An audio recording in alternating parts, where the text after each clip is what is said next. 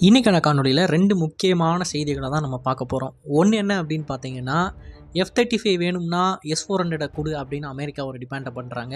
இன்னொன்று என்ன அப்படின்னா, அமெரிக்காவோட ரொம்பவே சிறப்பான ஆயுதம் அப்படின்னு சொல்லக்கூடிய MQ-9 ரீப்பர் அப்படின்ற ட்ரோன் ஒன்று நம்ம ஆப்ரேட் பண்ணிக்கிட்டு இருக்கோம். அது ஆக்சிடென்ட் ஆயிடுச்சு. அந்த ஆக்சிடென்ட்டுக்கு அப்புறமா நடந்த ஒரு இன்வெஸ்டிகேஷனில் நமக்கு தெரிய வர்றது என்ன அப்படின்னு பார்த்தீங்கன்னா, ப்ரொலாங்டு இஷ்யூஸ்னால தான் இந்த ஆக்சிடென்ட் நடந்திருக்குன்னு சொல்கிறாங்க. அதாவது இந்த டிஃபெக்ட்ன்றது ஏற்கனவே MQ-9 ரீப்பரில் இருக்கிற ஒன்று தான்றதை தெளிவுபடுத்தியிருக்காங்க. ஸோ இந்த 2 செய்திகளை பற்றியும் தான் தெளிவாக நம்ம இந்த காணொலியில் பார்க்க போகிறோம். நான் உங்கள் ஆகாஷ், தமிழ் பொக்கிஷம் வழங்கும் டிபி டிஃபென்ஸ். முதல் விஷயம், நம்மளோட அங்காரா கிட்ட இருந்து ஆரம்பிக்கலாம். அங்காரா அப்படின்றது துருக்கி நாட்டோட கேபிட்டலு. சில சமயங்களில் நாடுகளை ரெஃபர் பண்ணுறப்ப நம்ம இந்தியாவை டெல்லி அப்படின்னோ, ரஷ்யாவை மாஸ்கோ அப்படின்னோ, துருக்கியை அன்காரா அப்படின்னு சொல்லி ப்ரெஸ் டேர்ம்ஸில் சொல்கிறது நீங்கள் நிறையவே கேள்விப்பட்டிருப்பீங்க. அந்த மாதிரி நம்ம அங்காரா அப்படின்னு சொல்கிறோம்.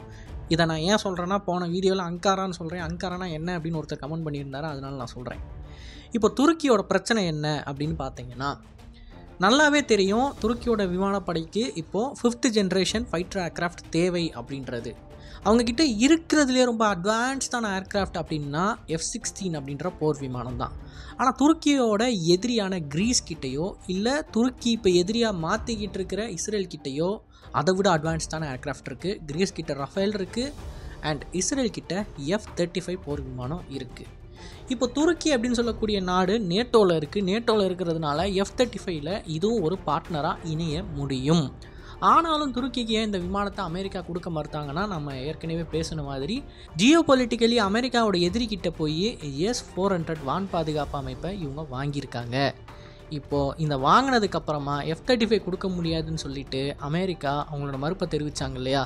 இந்த மறுப்புக்கு அப்புறமா துருக்கி என்ன பண்ணுறாங்க, கான் அப்படின்னு சொல்லி அவங்க ஹோம் க்ரோனாக ஒரு 5th ஜென்ரேஷன் ஏர்க்ராஃப்டை உருவாக்க முயற்சி பண்ணுறாங்க. அதோட ஃபஸ்ட்டு ஃப்ளைட்டை கூட நம்ம பார்த்துருப்போம். கடந்த வருடம் நம்ம அதோட ஃபஸ்ட்டு ஃப்ளைட்டை வந்து தெளிவாக நம்ம ஒரு காணொலியின் மூலமாக எக்ஸ்பிளைன் பண்ணியிருப்போம். பட் அதுலேயே சில பிரச்சனைகளை நம்ம தெளிவாக உணர்த்தியிருப்போம். என்னதான் கான் அப்படின்னு சொல்லக்கூடியது துருக்கியோட ஹோம் க்ரோன் பிளாட்ஃபார்ம், அதாவது உள்நாட்டில் உருவாக்குறாங்க அப்படின்னு சொன்னாலும், இந்த விமானத்தோட என்ஜின் வந்து அமெரிக்கா கிட்ட இருந்தோ இல்லை ஐரோப்பா கிட்ட இருந்தோ தான் வந்தாகணும். ஏற்கனவே ரஃபாலில் இருக்கக்கூடிய என்ஜின்ஸை பொறுத்தலாம், இல்லை யூரோஃபைட்டர் டைஃபூனில் இருக்கிற என்ஜின்ஸ் ஆர் அமெரிக்காவோட ஜெனரல் எலக்ட்ரிக் நிறுவனத்துக்கிட்ட இருந்து என்ஜின்ஸை வாங்கலாம் அப்படின்னு சொல்லி பேச்சுவார்த்தை நடந்துக்கிட்டு இருக்குது. ஸோ இந்த இடத்துல நீங்கள் அமெரிக்காவோட F-35 துருக்கிக்கு தேவையே இல்லை, துருக்கி உள்நாட்டிலே விமானத்தை உருவாக்க முடியும் அப்படின்னு நீங்கள் சொன்னீங்கன்னா அந்த இடத்துலையும் பிரச்சனை இருக்குது. ஏன்னா என்ஜினுக்கு இவங்க மறுபடியும் அமெரிக்கா கிட்டேயோ ஐரோப்பா கிட்டேயோ தான் போய் நிற்கணும். இப்போது இந்த பிரச்சனையெல்லாம் கருத்தில் கொண்டு அமெரிக்கா ஒரு ஆப்ஷன் ஒன்று கொடுக்குறாங்க. அது என்ன அப்படின்னா, உனக்கு F-35 தானே வேணும், நான் தரேன், ஆனால் அதுக்கு மாறாக S-400 எங்ககிட்ட ஒப்படைச்சிரு அப்படின்னு சொல்கிறாங்க. அதாவது S-400 வான் பாதுகாப்பு அமைப்பு துருக்கியை விட்டு வெளியே போகாது. துருக்கி அது எந்த இடத்துல இருந்து அதை ஆப்ரேட் பண்ணுதோ அங்கே தான் இருக்கும். பட் அதை ஆப்ரேட் பண்ணுறது அமெரிக்க சோல்ஜர்ஸாக இருப்பாங்க.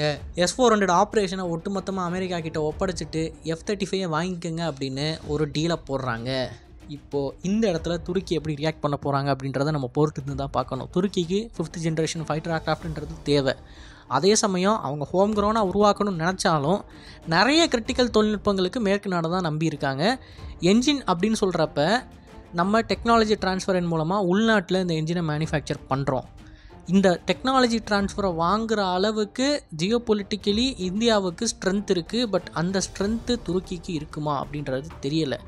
ரெண்டாவது, இதோட டெக்னாலஜி ட்ரான்ஸ்ஃபர் அப்படின்னு சொல்லி அவங்க வாங்கணும்னு நினச்சாலும் இதோட பார்ட்னர்ஸாக இருக்கக்கூடிய மித்த கண்ட்ரிஸ் வந்து இதை அஃபெக்ட் பண்ணும். ஒரு உதாரணத்துக்கு சொல்கிறேன், துருக்கி வந்து இப்போ பாகிஸ்தானோட பார்ட்னர்ஷிப் போட்டு தான் கான் விமானத்தை உருவாக்கலான்னு முடிவு பண்ணுறாங்க.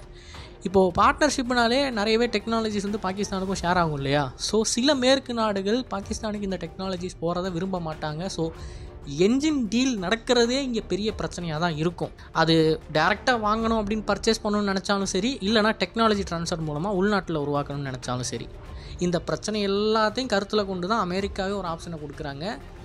வலையில் சிக்கிட்ட இதுக்கப்புறம் நான் சொல்கிறது தான் நீ கேட்டாகணுன்ற மாதிரி. பட் இதுக்கு துருக்கி எப்படி ரெஸ்பாண்ட் பண்ண போகிறாங்கன்றதை நம்ம பொறுத்து இருந்து தான் பார்க்கணும். பட் ஆப்ஷன் வந்து நல்ல ஆப்ஷன் தான். அவங்களோட எதிரிகளை சமாளிக்கிறதுக்கு F-35 வேணுன்றப்ப S-400 அவங்கக்கிட்ட இருக்கும், F-35 இருக்கும். என்ன ஆப்ரேஷன் தான் அமெரிக்காவுக்கு போகும். அமெரிக்காவுக்கு என்ன கெயினுன்னா, நம்ம ஏற்கனவே சொன்ன மாதிரி இப்போதைக்கு வான் பாதுகாப்பு அமைப்பு மல்டி லேயர்ட் ஆடிவன் சிஸ்டமில் பெஞ்ச் மார்க் அப்படின்னா நம்ம S-400 தான் சொல்கிறோம். ஸோ அந்த S-400ஓட ஆப்ரேஷனில் எப்படி இருக்குது, அதோட டாக்டிஸ் என்ன அப்படின்னு சொல்லி அமெரிக்காவில் பிரித்து மேய முடியும். பல தடவை சோவியத் யூனியனோட ஆயுதங்களை இப்படி பிரித்து மேய்ஞ்சிருக்காங்க. அதாவது சோவியத் யூனியன் கிட்ட இருந்து ஒரு MiG-29 மித்த நாடு வாங்கியிருக்கும். அந்த MiG-29 இவங்க வாங்கிட்டு வந்து அதை பிரித்து பார்த்து அதை எப்படி கவுண்டர் பண்ணுறதுன்னு சொல்லி எல்லாமே அமெரிக்கா பண்ணுற ஒரு விஷயந்தான், ஆல்ரெடி பண்ண விஷயந்தான். அதை தான் திருப்பியும் பண்ணணும்னு நினைக்கிறாங்க. இப்போ இதை தாண்டி MQ-9 ரீப்பருக்கு நம்ம வருவோம். MQ-9 ரீப்பரை பொறுத்த வரைக்கும் அதில் நிறையவே சர்ச்சைகள் இருக்குது. நம்மளோட சேனலில் MQ-9 ரீப்பர் ப்ரொக்யூர்மெண்ட்டை பற்றி ஏன் இன்னும் தெளிவான காணொலி வரலை அப்படின்னா அதன் பின்னாடி நிறையவே சர்ச்சைகள் இருக்குது. $4 பில்லியன் டீல் அப்படின்னு கூட நம்ம சொல்லலாம். 4 பில்லியன் இந்த ட்ரோன்ஸுக்கு இவ்வளோ காசை கொடுக்கணுமா அப்படின்றது வந்து நிறையவே பேசிக்கிட்டு இருக்காங்க. இந்த ட்ரோனோட திறனில் வந்து நம்பிக்கை இருக்குது. இந்த ட்ரோன் வந்து நமக்கு தேவைப்படும் அப்படின்ற அந்த ஒரு விஷயமும் தெளிவான ஒரு கருத்து தான். ஏன்னா சர்வைலன்ஸ் அப்படின்னு சொல்கிறதுக்கும் அண்ட் கவுண்டர் டெரரிசம் அப்படின்னு வரப்போ எதிரிகளை துல்லியமாக தெரிஞ்சுக்கிட்டு அவங்க எங்கே இருக்காங்களோ அவங்க மண்டை மேலேயே ஒரு ஹெல்ஃபயர் ஏவுகணையவோ இல்லை ஒரு நிஞ்சா ஏவுகணையோ அனுப்புகிறோம் அப்படின்னா அதற்கான ஒரு பக்கா பிளாட்ஃபார்மு இந்த ட்ரோன். ஆனால் இந்த ட்ரோனு $4 பில்லியன் கொடுத்து நம்ம வாங்கணுமான்றது தான் இங்கே இருக்கிற பிரச்சனையே. அண்ட் அஃப்கோர்ஸ் ட்ரோன்ஸை வந்து அங்கே மிடில் ஈஸ்ட்டில் வீழ்த்திக்கிட்டு இருக்காங்கப்பா, அதனால் இது வேஸ்ட்டுன்னா நம்ம சொல்லிட முடியாது. மிடில் ஈஸ்ட்டில் அமெரிக்கா பயன்படுத்துறதுன்றது வேறு, நம்ம இங்கே பயன்படுத்துகிறோன்றது வேறு. நம்மளோட எதிரிகள் கிட்டலாம் அங்கே இருக்கிற மாதிரி ஆர்டிஃபன் சிஸ்டம்லாம் கிடையாது. ஸோ நமக்கு இது கரெக்டாக இருக்கும். ஆனால் காஸ்ட்டுன்னு எடுத்துக்கிட்டிங்கன்னா இது வந்து சரியாக வருமானது தெரியலை, சந்தேகமாக தான் இருக்குது. இன்னும் நம்ம டீப்பாக ரீசர்ச் பண்ண வேண்டியது இருக்குது. ஏன்னா ஒரு ட்ரோன் அப்படின்றப்ப என்ன மாதிரியான வெப்பன்ஸ் பேக்கேஜ்லாம் வருதுன்றதை நம்ம பார்க்கணும்.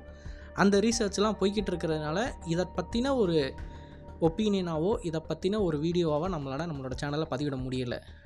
ஆனால் ஆக்சிடெண்ட் நடந்தப்போ இன்வெஸ்டிகேஷன் முடிஞ்சிருச்சு. இன்வெஸ்டிகேஷனோட ரிப்போர்ட் நமக்கு கிடச்சிருக்கு. அதுலேருந்து நமக்கு தெரிய வருது என்ன அப்படின்னா ரொம்ப காலங்களாக MQ-9 ரீப்பரில் டியூயல் ஜென்ரேட்டரில் ஒரு பிரச்சனை இருக்குது அப்படின்றத சொல்கிறாங்க. இந்த டியூயல் ஜென்ரேட்டர்ஸ் வானத்தில் பறந்துக்கிட்டு இருக்கிறப்ப பேட்டரிக்கு தேவையான பவரை ஓரளவுக்கு ஜென்ரேட் பண்ணும்.